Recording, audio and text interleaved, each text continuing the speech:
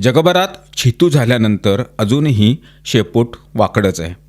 जम्मू काश्मीरमध्ये अजूनही अशा कारवाया थांबलेल्या नाहीत. परिसर अशांत करण्याचा उद्योग जिहाद्यांचा थांबलेला नाही आहे.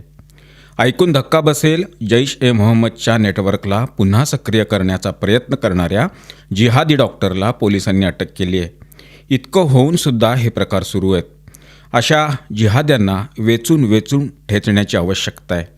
नेमकं काय घडलं ते आपण जाणून घेऊया.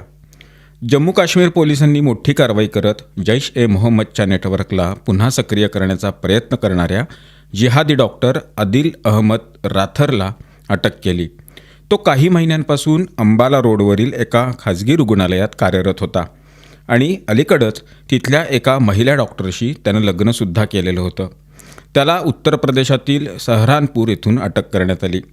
आदिल मूळचा काजीगुंडचा रहिवासी आहे आणि पूर्वी मेडिकल कॉलेज अनंतनाग इथं वरिष्ठ निवासी डॉक्टर म्हणून तो कार्यरत होता. पोलीस तपासात हे निष्पन्न झालं की त्यानं त्या रुग्णालयाचा वापर दहशतवाद्यांचं ठिकाण म्हणून केला.